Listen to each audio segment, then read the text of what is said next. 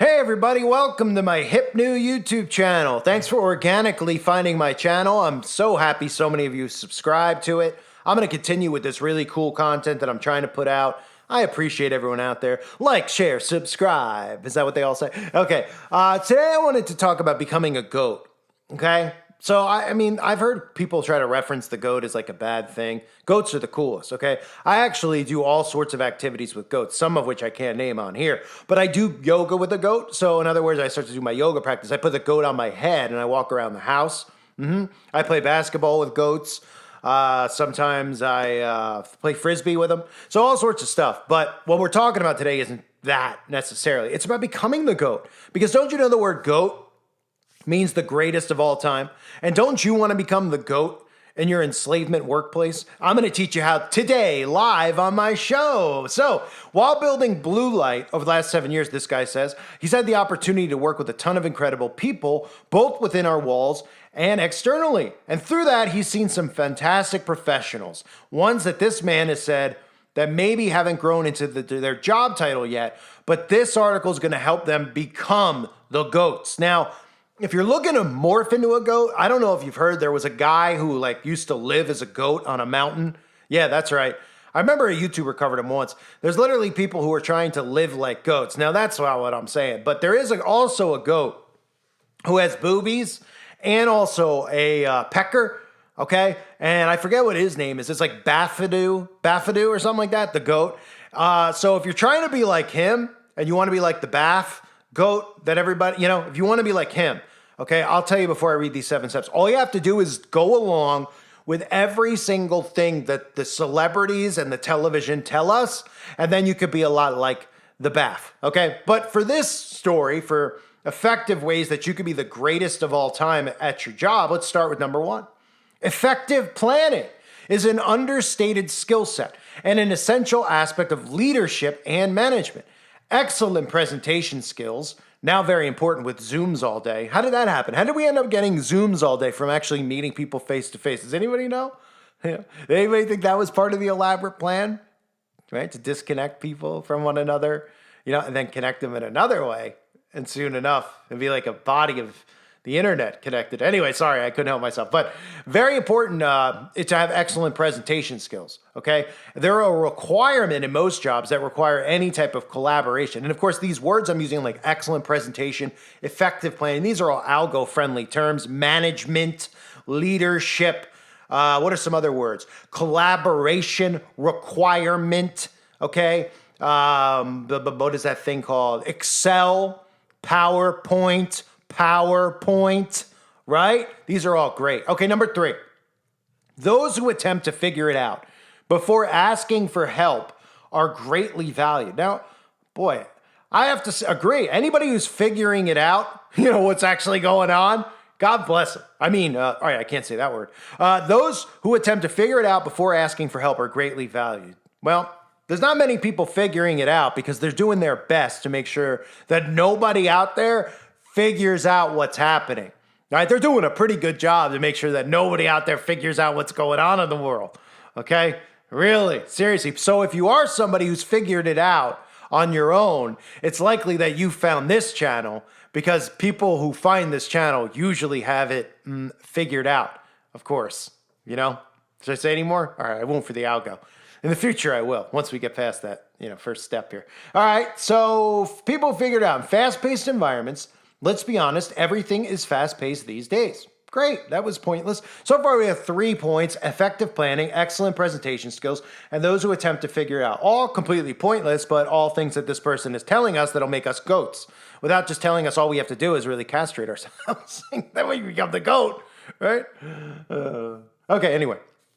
Number 4. Having a plan to overcome a challenge when you present it, even if it's not fully fleshed out, helps everyone work more effectively. The ability to understand someone else's needs and adequately address them is crucial. This is empathy, and it's the driving force behind successful, effective teammates and leaders. I love these words: teammates, leaders. Again, hopefully, the closed captioning on the channels, right? I'm sure, of course, obviously, closed captionings.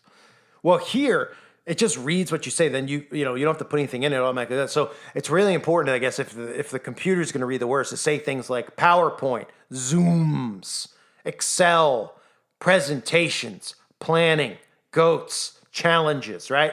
Teammates, success, driving force. All right. So let's continue on. Most of you are probably going, I don't know what you're even talking about. Well, I don't either. I don't either. I'm just reading this guy's article.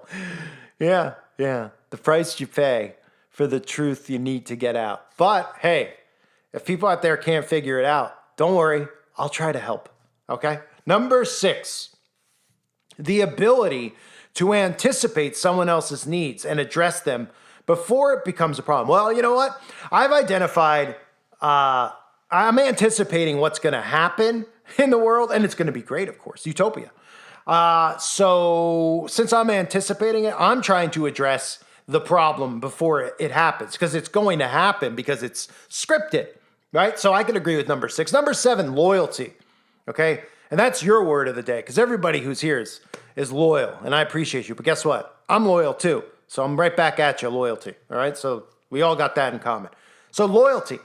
He says, I'm not talking about getting your year in so you can add it to your resume. I'm talking about sticking it out with a team through thick and thin. We live in a culture that's so me-focused, we forget how impactful loyal tribes are to our growth and well-being. Tribe, loyal tribes. I know a tribe that loves bagels. A tribe that, well, some people I know in those tribes are extremely cheap. Now, do I really know anyone in those tribes? Of course not. I don't associate with any. But I mean, they're cheap, penny pinchers. You know what I mean? Should I say any more? All right. They got cute hats too. Anyway, all right. We're continuing on here. Okay. Right. Where was I? Sticking out with them through thick and thin. We live in a culture that's focused on me, well-being. Okay. Number 8. Have a creative eye and an analytical mind. Okay, so let's start with number 8 here. Creative eye. Now, I love eyes. Do you love eyes? Actually, is anybody out there, when your mom takes a picture of you at like a family barbecue, do you put your hand over your eye? Because if you do, you've come to the right place. Secrets. Oh, that's the wrong, right? Mystery. Oh, no.